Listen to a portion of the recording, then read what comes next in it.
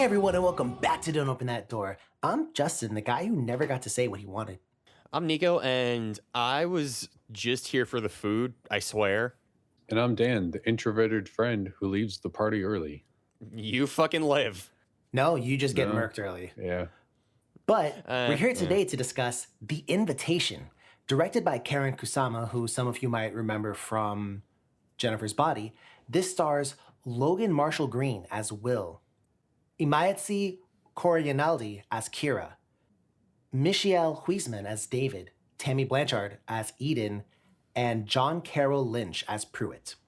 So we open with Will and his girlfriend Kira. They are headed to a gathering held by Will's ex-wife Eden and her new husband David. You see, Will and Eden had a son Ty who died 2 years previous and they separated. Eden disappeared for literally 2 years, but is now re-emerged and has invited Will and all of their old friends to a gathering. After a little run-in with a coyote, Will and Kira arrive at Eden's house. See, I say the word run-in, but they ran it over. It was kind of sad. You make it sound like a goofy cartoon situation. Like, oh, hey, look, it's a coyote. What are we going to do there? Well, literally, they were like, what are we going to do? Yeah. And what did they do, my friend? They give it the pipe. You could have picked literally any other words than the ones that just came out of your mouth. But what did they do? Coyote don't come out pipe. And moving on, Dan. So what happens after that? So as the evening progresses, Will explores the house and also his repressed feelings. All of the friends arrive with the exception of Choi, the boyfriend of one of the guests. Additionally, two of David's friends from a cult known as The Invitation attend. As the group settle in for the night, Eden and David show a video from The Invitation, and it sort of unsettles some of the group. But they just settled in, like you said. Oh, yeah, and now they're unsettled. Now they're unsettled? Resettled. Fuck. Yeah. But they play some party games where each member discusses something that they want, and it makes one of the guests uncomfortable and she leaves, though she is followed out by one of David's friends. This adds to Will's suspicion that something sinister is happening, but his friends convince him it's all just in his head.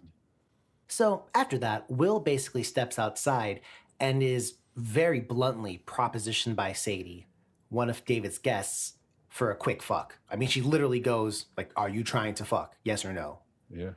Will declines, and he also gets a voicemail from Choi. You see, the phone connection is really shitty up there. So he'd been trying to call and he just couldn't get through. But now he finally got a signal and a voicemail comes from Choi stating that he actually arrived early and he's headed inside. So this whole time, they kept saying Choi hasn't shown up yet, but it looks like he had. So Will becomes very aggravated and confronts David and Eden, only for Choi to then kind of immediately show up, claiming that, yeah, okay, he had arrived, but then he immediately left and went back to work. And I guess didn't tell anyone. So, Nico, what goes on after that? Ashamed, Will leaves and goes to his son's room. While doing so, he discovers a laptop containing a disturbing message from the leader of the invitation, and he also notices David light a strange red lantern in the backyard. Will then rejoins the group, and David and Eden prepare a toast. One where you raise glasses, not a loaf. Will, thinking that the drinks are poisoned, though, begins to slap them out of everyone's hand, and Sadie charges him and Will tosses her against a desk, knocking her out. Unfortunately, though, Choi's girlfriend does, in fact, sip the drink, and she is immediately poisoned, proving Will's theory correct. All right, Dan. Well, wrap this one up for us. So now all hell breaks loose, and David, Sadie, and the other guest begin to murder Will's friends. After separating, Will's group takes heavy casualties but manages to defeat the members of the invitation. The movie ends with Will hearing the sounds of people screaming outside and police and sirens and helicopters, and he looks outside and sees that the hillside is dotted with red lanterns, much like the one that David lit earlier. Ooh, the end. Pew, pew, pew, pew. Well, let's go ahead and talk through this, shall we? And I want to start with the audio. I want to start with me. There's two particular things that are recurring in this movie that I kind of liked, actually. So the first is there is this kind of almost like whenever Will is experiencing some trauma or whenever something kind of bad is happening, there's this kind of off-putting, Dan, is it violin? Yeah, violins and strings. I would say string Yeah. section. It's kind of like an off-putting kind of section there. But also, and this was something I thought was really cool, Eden dies at the end, and I don't really know if she's repentant or not. I'm not entirely sure of that. But there is like a string section, but it's layered in this kind of like synthy, almost kind of dreamlike section that I personally really, really dug. But Dan, how about you? I mean, those are pretty much the same things I was going to say. I mean, I really like the sort of the really weird strings that really did a good job of kind of putting you off kilter a little bit, and sort of an audio representation of, hey, something's not right here, something's going on. I like that, and on a technical level, I liked a lot of the sound design and the ADR, the voices, everything. It all sounded pretty good. All right. Nico, how did it sound to you?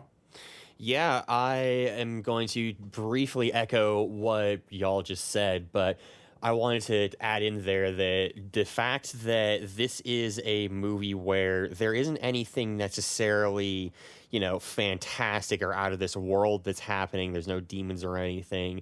The fact that you are getting a lot of the scares from just the production of the music being so well done and frankly massive, it just goes to show how well designed it all was, I think. All right, Nico. Well, sticking with the concept of design, what can you tell us about some of the visuals, maybe the set design? So it looks like a pretty lavish house, like something you would see in like a TikTok tour where someone would go through and be like, yeah, this is my flat while I'm here in Los Angeles or something. And you get just not really sure where I was going with this when I started, and we didn't really find out. That's the adventure Hey, of podcasting, folks. That's All the right. adventure that's the thrill of it all. What are you doing on the mic right now, Nico? Shut the fuck up, Justin. No, the set design is nice. It's really nice. It all looks very intimate to the point of which that it is a party that everyone's there for. They're all gathered there on the pretense of this sort of reunion that's happening. So it is just really kind of a big lie almost that it looks so domestic and safe and humble. Like it's a fucking trap. Dan, did the house come off as safe or humble to you? I wouldn't quite say humble. Safe, I think so, maybe. They put a lot of barricades on the fucking windows and locked all the doors, so safe from something anyways, which we later find out is to trap everyone in. So, I mean, obviously it's not safe, but seems that way anyways. I mean, I like the house. It's a really nice house. I would love to live there. That'd be dope. But no, I think from the jump, at least from my perspective, and looking at it, because we see this through Will's eyes, right? And not really too many other people's. I think from the start, he kind of is experiencing some flashbacks and stuff from his son and kind of the trauma there. And then we also kind of get a sensation just looking at it that maybe something is not entirely right. And I guess maybe this is just me talking here, but Will says, this was never my house. Like there's a lot of money in Eden's family and it's her house. It's not my house. And I don't know, just kind of like it almost seemed too good to be true. Like the house having it like that. And I get it. This is like a group of like well-to-do people from Los Angeles. So I guess maybe it's more common out there. Maybe me with my, like poor East Coast, like I'm more used to a place that might have been like a fourth of the size of that house. Thank you for giving some merit to my earlier diatribe about the house. So, I mean, I don't know. That's just how I see it. But aside from that, visually, I thought the movie did what was within its realm to do. Nico said there's nothing fantastic. There's no fantastic beasts or anything like that. And I agree with that. Like, there's no ghosts. There's nothing spectacular. You know what I mean? But at the same time, it does what it can. I think the blood looks good. I always like to talk about blood. I think it looks good. I like the visual at the end of the movie where we see all the other red lanterns being lit. I think that's kind of poignant isn't the right word, but I think it's cool. And I remember the first time I saw this movie, I thought that was cool. That was probably my coolest moment from the movie, was that. But Dan, I mean, aside from the house, visuals for you. I thought they were nice, and there was some flashback scenes I liked. Like especially there was a scene when Will goes to his son's old room, and we kind of see the room like it was a few years ago with his son there, and sort of with his son's toys and his room decorations and everything. And he sort of lays down in bed, and you see his son in bed as well. And then all of a sudden it just switches to Will just like sitting up against the wall, leaning there, just looking really dejected, and I thought that was a cool juxtaposition of sort of the memories that he's going through, those good memories, but also the reality of this is how I feel now, and I don't have that anymore. So I thought there were some cool flashback scenes like that. So let's go ahead and take a step forward here and really take a step back. Nico, you got your jousting armor? I didn't realize we were doing this, but sure, yeah. Well, okay, sure. All right. Well, I hope Dan's brought his sword and shield. We're going to be discussing what kind of horror this is. Now, I know we talk about this on the podcast sweet quite God. a bit, but I thought for this movie especially, I did want to bring it up because I myself was sitting here watching it and I was like, I don't know. I don't know. I'll give my take and then Nico will give his rebuttal. Dan will find the correct answer as this always goes. So I think that this is the closest thing I can think of this and liken this to is a slasher. Now, my reasoning behind it is as follows.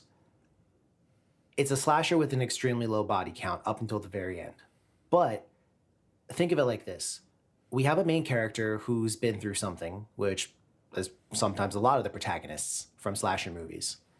Second piece, we've got basically an unknown force that at least Will thinks is in existence, some kind of sinister force that is, he suspects is doing something bad. And again, we have kind of Choi and the disappearance of Choi, that being like the main thing or the main person we think's been disappeared.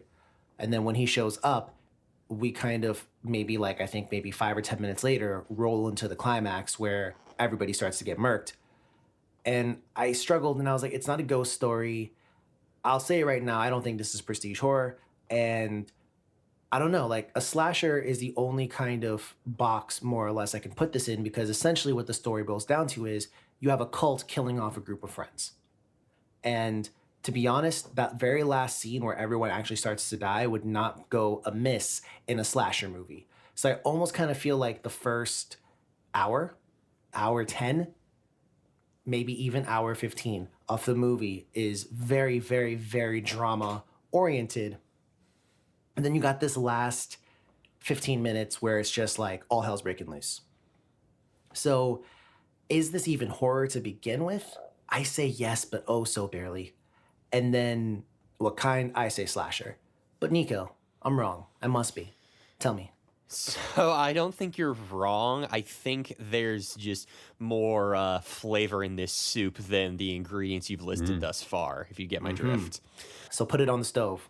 Oh, absolutely. So I think this is, and I don't know why I've never actually thought of this being its own sort of little subgenre until tonight, right now, in fact, but I think this is a specific kind of slasher. This is a cult movie. Ah, you took my point. Damn it. I'm sorry. That's okay. We'll get back to this. Finish, Nico. Finish. So this is a movie where we definitely have victims, yeah, and there's the general tropes of slasher, like the main points, like you were saying there, but it is more so horrific in that it is something that is a film where we follow a cult that really kind of almost gets its way in a sort of way. Okay. Dan, did he take the cult word from you? Yeah. I didn't say it very well, though, so go off. I would classify this as a cult movie. And thinking about it, I feel like there's two types of cult movies. There's either the psychological cult movie, which is what I would class this as, And then there's also the I don't know, like satanic cult movie or something. I don't quite know what to call that one, but there's the cult movies that are all about just like summoning evil gods or sacrificing people, or the very violent, scary ones. And then there's the cult movies and cults that are about, similar themes as this, loving everyone and finding acceptance, and then, oh yeah, we're going to kill everyone. And I think this movie focuses a lot more on past trauma and the relationships between everyone, and so the more psychological stuff. And I think that there are other movies out there enough that I would consider it to be its own, little subgenre. All right, well, I was going to ask you real quick. So viewers of the pod will know that we covered Midsummer a little while ago. I mean, do you class that as culty? I was literally just going to say that. Like, this is Beverly Hills Midsummer. Almost. I think so, yeah. I mean, I think there's some key differences, but yes, I would put Midsummer in the psychological cult subgenre. Okay. All right. Now, I want to keep the conversation on the cult real quick. I mean, what kind of cult is the Invitation, really? So we know that they have a belief, which is honestly not super different from the big three religions, that when you die, you're going to go to a place where all your loved ones are as well. There is nothing truly sorrowful about death because you'll be reunited later. And that's kind of the main belief that they espouse almost until the very end, where, I mean, they just start killing everyone. So I want to save the killing everyone piece for a separate talking point. But Dan, aside from that, what kind of cult is this? Do you think this is a cult that legitimately helps people? What a fucking question. I guess. I gotta know. I struggle to answer this question because I think that taking the killing people part out of it makes all cults the same. Even the death cults. If you take away the death part, they're all good, right?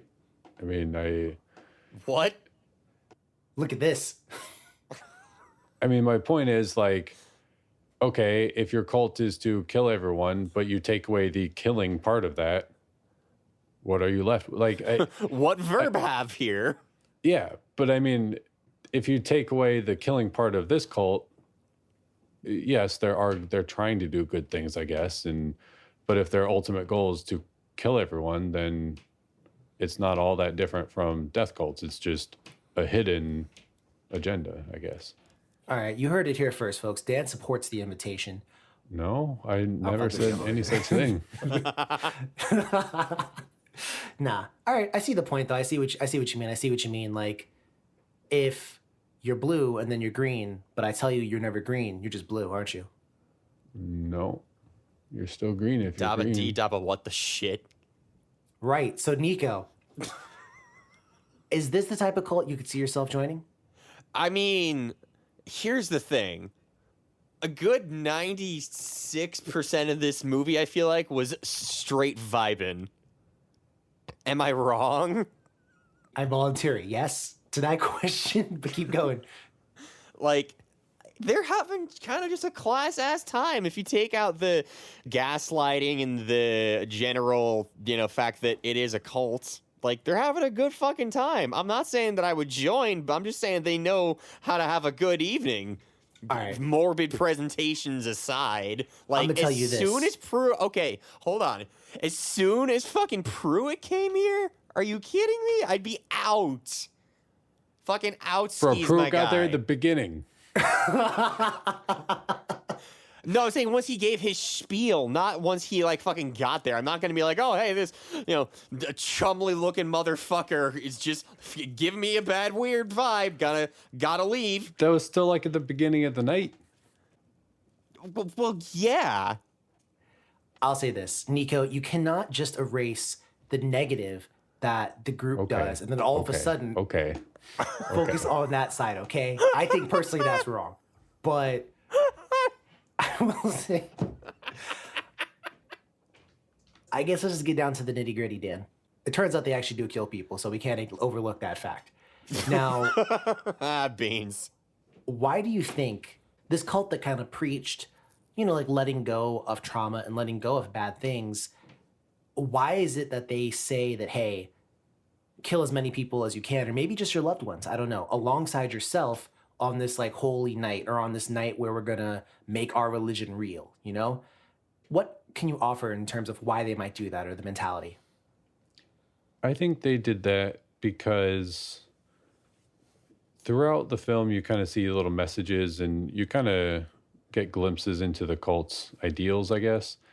And it seems like one big thing they preach is not only an afterlife, but the fact that you are there with all of your loved ones and the people you care about, and you are joining them, or they are joining you, or eventually, well, I guess they're not joining you. They are joining your other loved ones who have passed.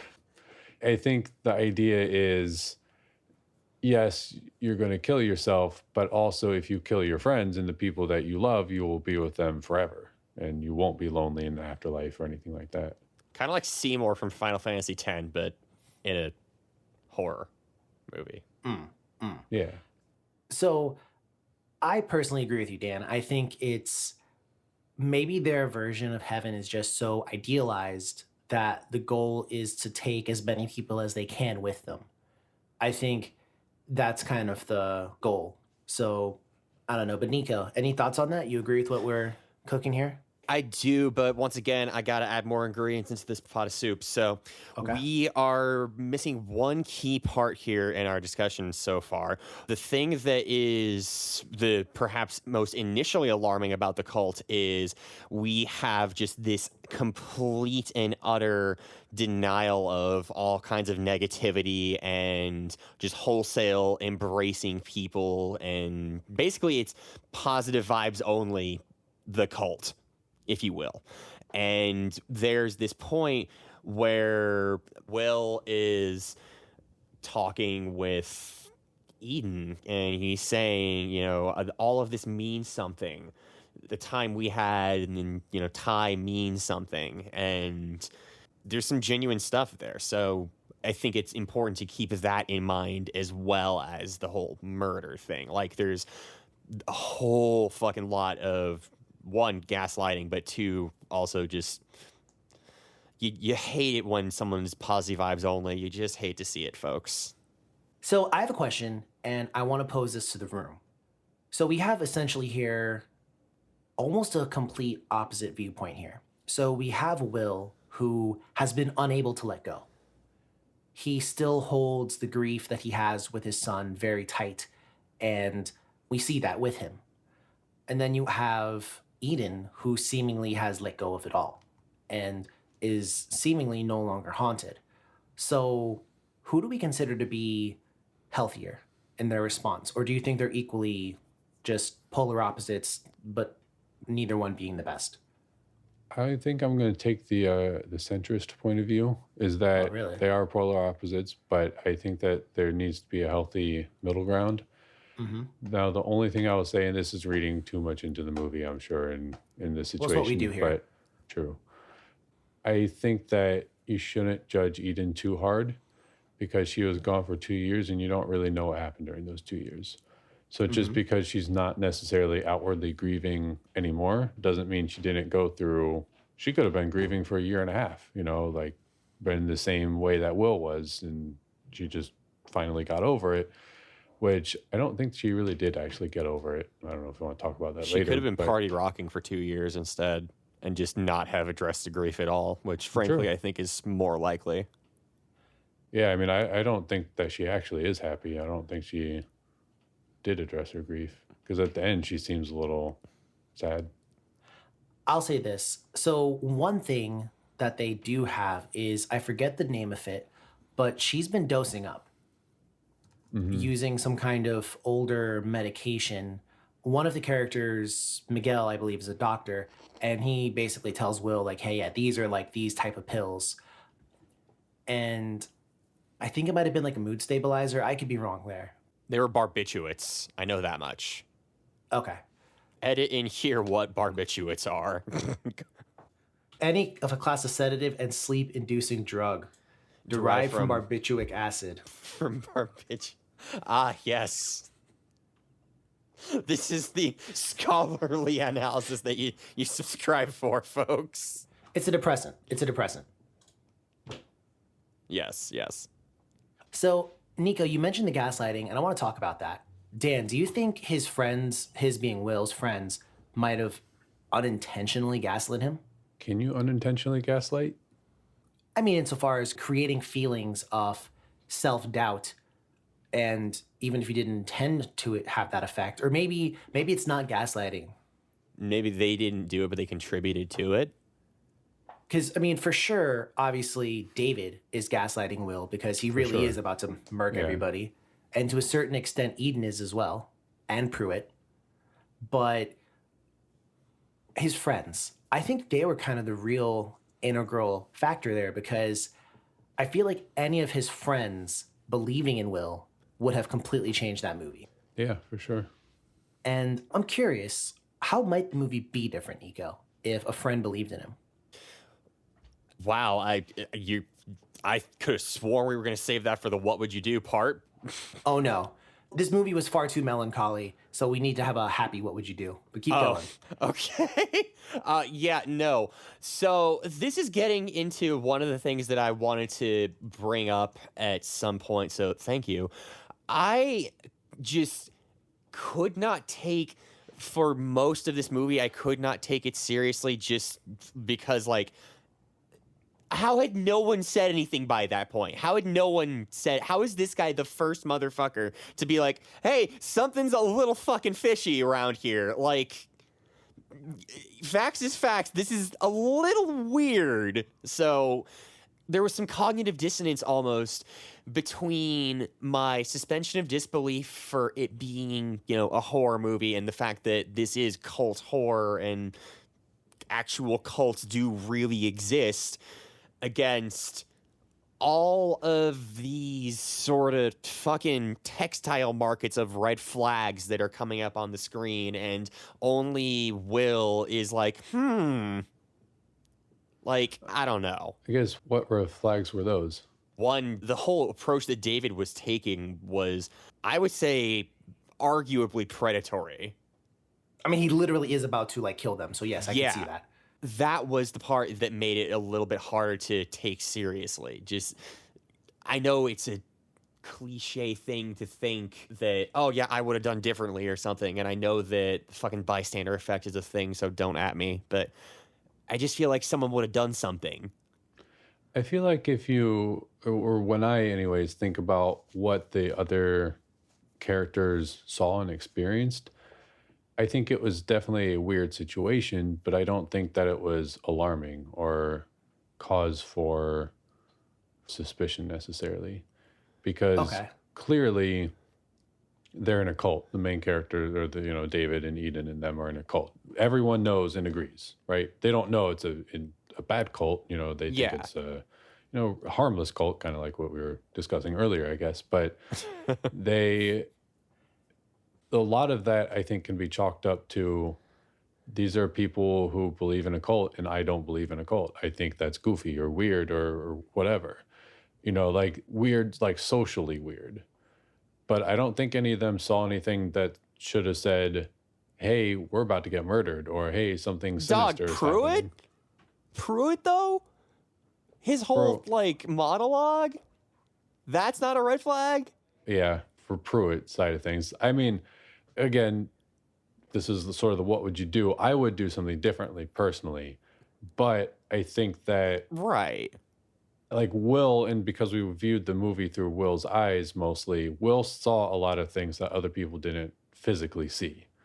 They all heard Pruitt's speech, though, and once he said that, I would have been fucking out. I would have too, but Will is the one who saw Pruitt follow somebody else after they left. Oh yeah, I know. Will was real scummy. All of the actual... No, I don't think Will was scummy. You think Will was scummy? By not following? I absolutely would have followed her outside to her car. Oh, for sure. If I thought something weird was going on, I would have too. I'd have been like, well, fuck it, we're doing this for me then, and followed her outside. Yeah.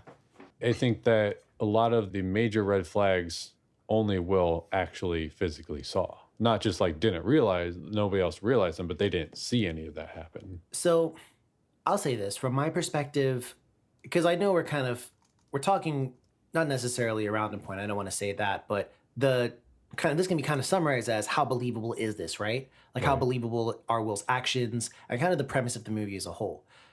I'm gonna say they're actually pretty believable because one thing, and this is almost kind of ironic, but one thing that really strikes is from all, at least from what I can gather, everything was happy. There was Will and Eden, and they had a happy life. They had friends, and everything was cool.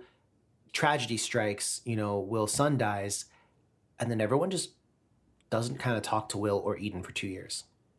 Like Eden straight up disappears, and then I know there's a conversation with Choi's girlfriend, and she's like, "Yeah, I was trying to give you your space." And the characters haven't seen each other in a little while, at least not all together as a group.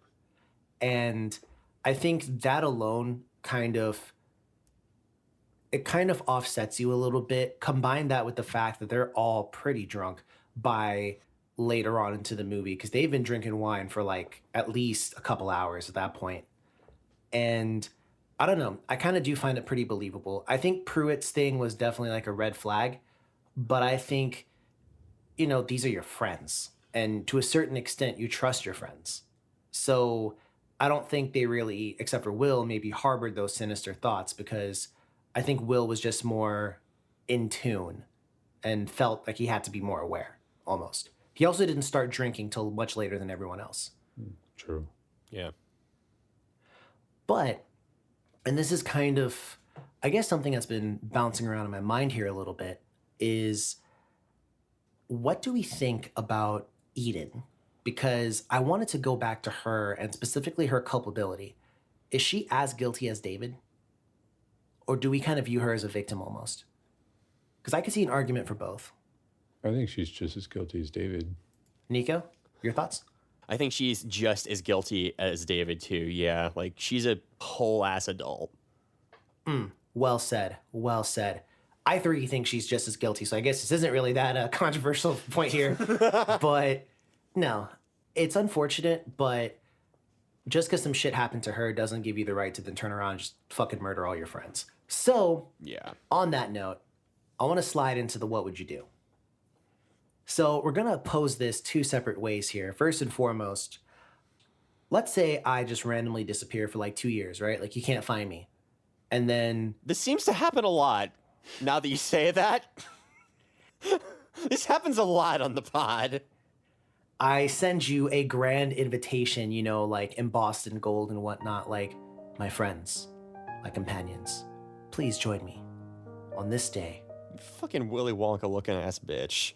We will experience the highs and lows. Yours forever, Justin. And you got to come to that, right? I mean, Dan, you would show up? Hell yeah. Nico?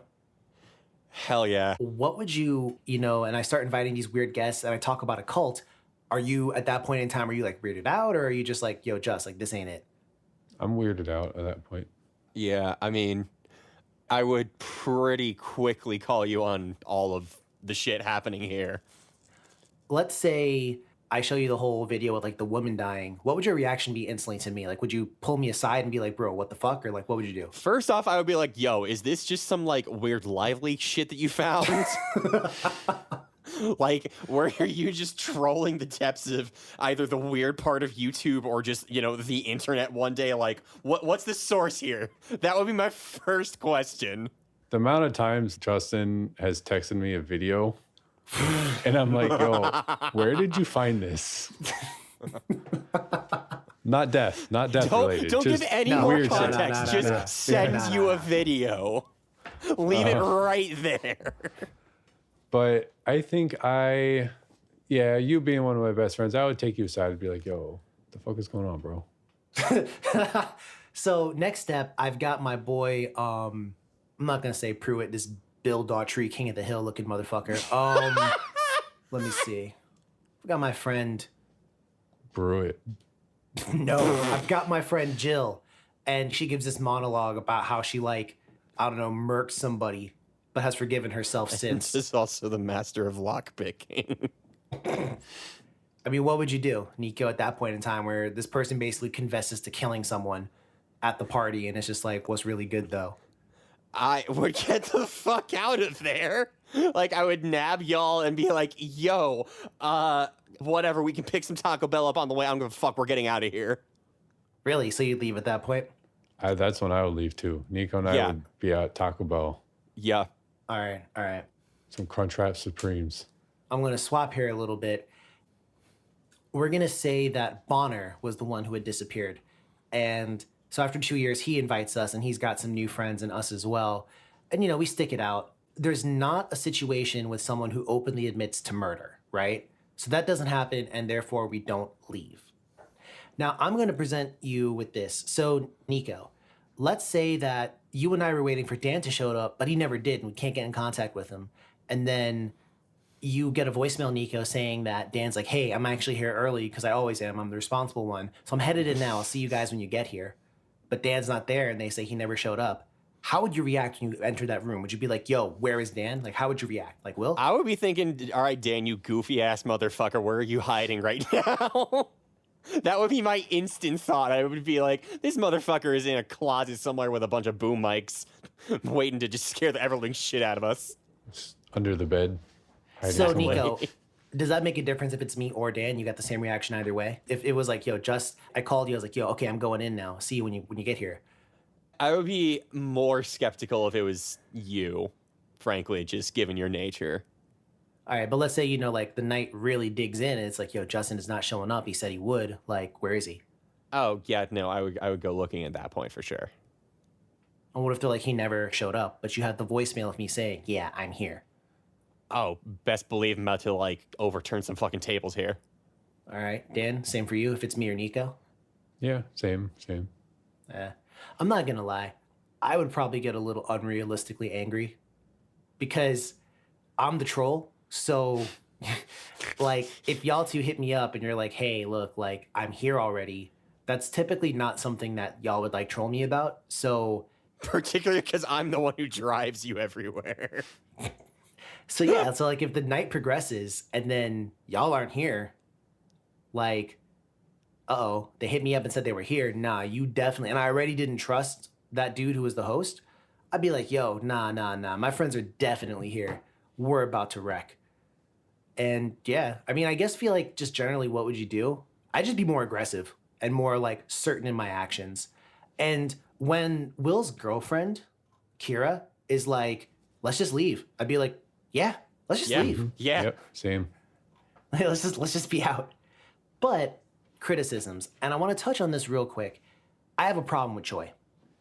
I've got a big problem with Choi. I cannot suspend my disbelief on the factors surrounding Choi, which is A, Choi arrives early and then immediately gets a call for work and never texts, never calls after that point. I know that there was a shitty signal or whatever else, but remember, his girlfriend said that she was able to call out a couple times. So she was getting enough signal to make some calls. So a text would have eventually gotten through to her. And I cannot believe that first piece, right? But that's just piece one.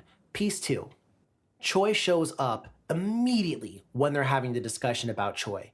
To me, that just kind of seemed like what a coincidence. Yeah. I don't know. I personally just really wasn't feeling that at all. But third, and this is kind of the point, I know Choi doesn't say what he does, but dude, unless you're a doctor or a surgeon or something like that, I'm assuming you got the night off. And you're gonna immediately turn back around, drive all the way back, go to work, and then drive all the way back up again. I don't know. A couple of those were I could see maybe one thing happening of those three, but for all three of those things to happen on that night when you not showing up was a major red flag. And also, it was kind of odd to me that I know that he hit up Will saying hey, Will, I forgot this one item. Can you go grab it for me? I know that he did that, but secondly, how odd is it that he didn't talk to his girl about the fact that he was gonna go back to work and he'd be late? I just can't buy that. I just do not buy that. And it seems like just an extra way to gaslight Will, but that was just like reality gaslighting Will. That was just a complete setup, for lack of a better word. So I don't know there, but I do have a problem with Choi. Secondly, is these people love to watch people die. Because at the start of when shit starts to go wrong, we have Tommy. Miguel doesn't get a chance. Miguel is shot in the back. But we have Tommy, Will. They had one other friend, kind of slightly more heavyset guy who makes out with Choi's girlfriend. Ben? Or is that his name? He doesn't make out with Choi's girlfriend. He makes out with Eden. Is it Ben? I think it's Ben. Yeah, I think that's his name. You have Ben, Will, and Tommy, 3 dudes who are more fit than Pruitt.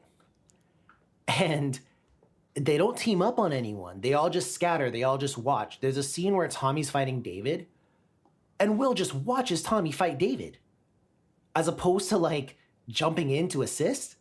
It's really like, will he or won't he? Yeah. Okay. Okay, hold on. Will had gotten shot already. Yes. So he's definitely on a handicap. Yeah. I was thinking the same thing. That's a pretty big point, yeah. No, Will got shot for like the Tommy fight, but you telling me what was going on with him when at the start of it, that you couldn't help out your homies? These are your Yeah, friends. IBS, I don't know. True. People got guns and knives and you ain't got shit. One gun. And the gunman went like down a hallway. Also, Sadie probably weighs like 115 soaking wet. So I don't know what threat you were facing from her, because she was over here trying to like bite you like a werewolf. Oh, that's true. So I just feel like they could have put up a better fight personally, especially at the end. Tommy comes out here like, yo, I'm about to fuck someone up. And he does.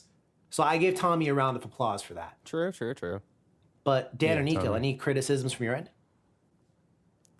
I echo pretty much everything you said about Choi in that situation. I thought that was very concocted to advance the narrative of the film, I guess.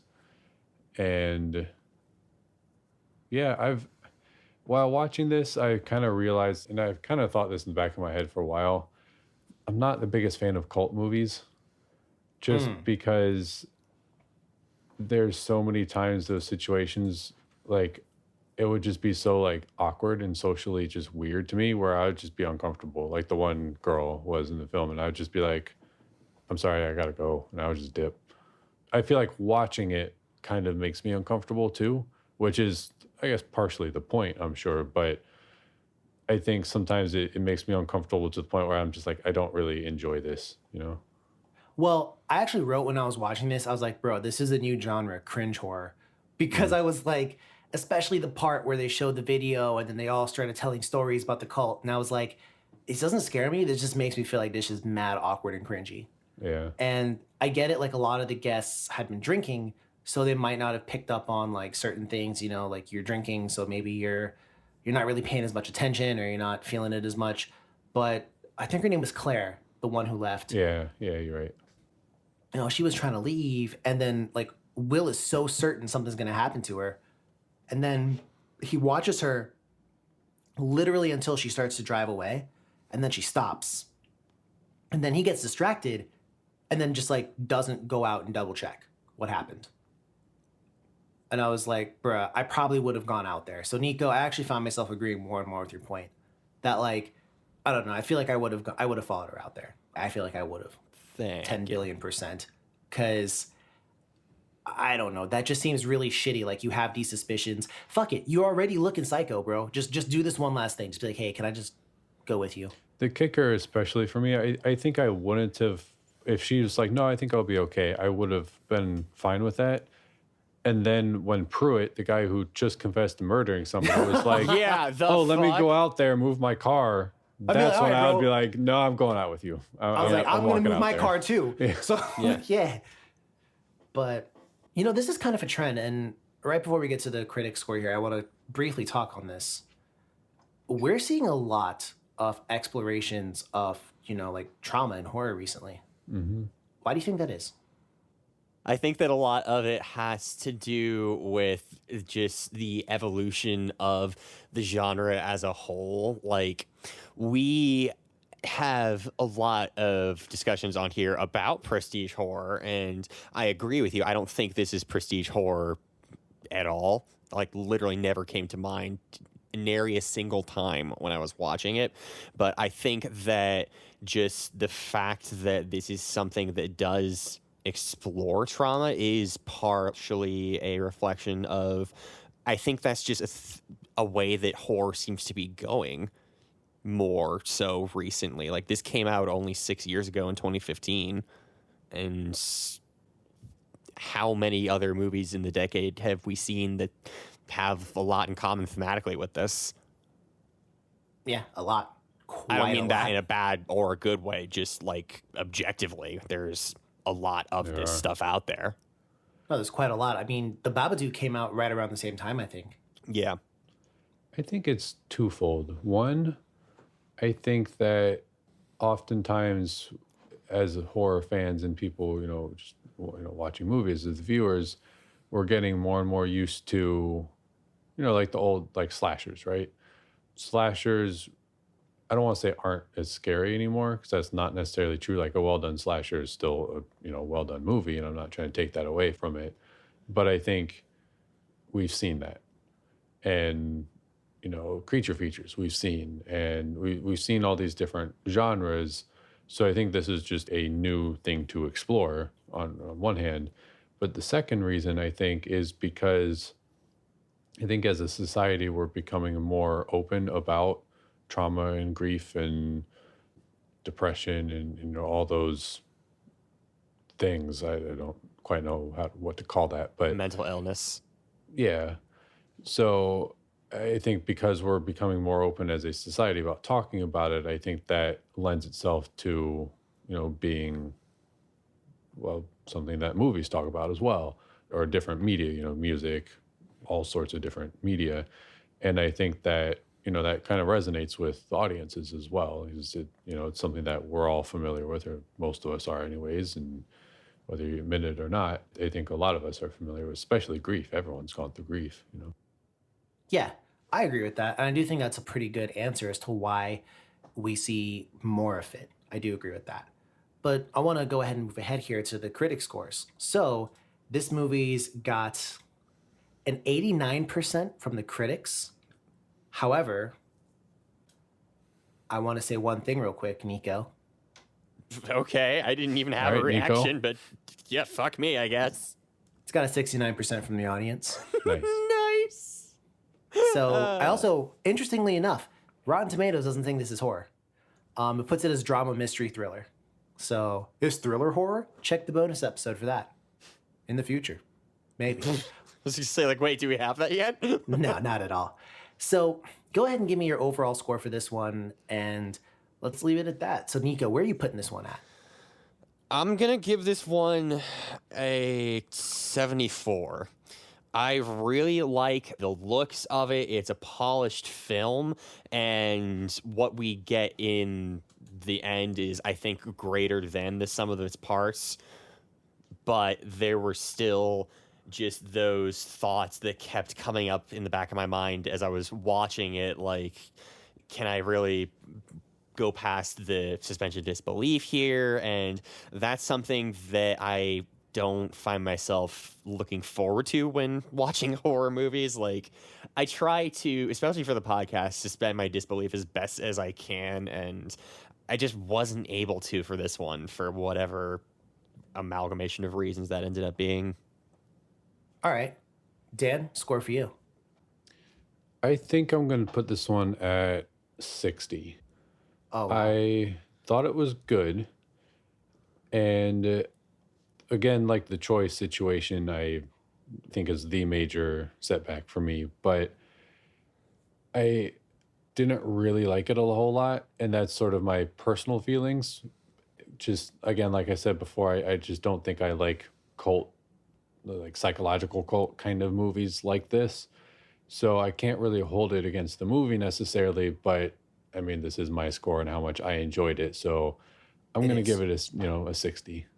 That's your score, Dan. That is my score. So I'm going to put this one at a 63, not too far from you, Dan, actually.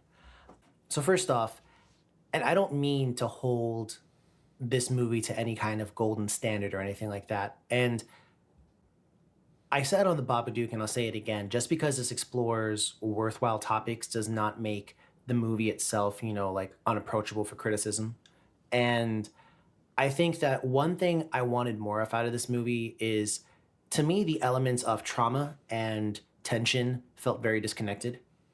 I think, Will's experiences with his child barely played into the tension of the movie. I thought the two were very disconnected. And an example of a movie that shows how to properly blend the two is Midsummer. Midsummer, in my opinion, masterfully blends trauma with elements of horror and creates something very deep. And I understand not every movie can be Midsummer, but it was a good attempt, like good try. But I just felt like there was too much that I didn't necessarily like.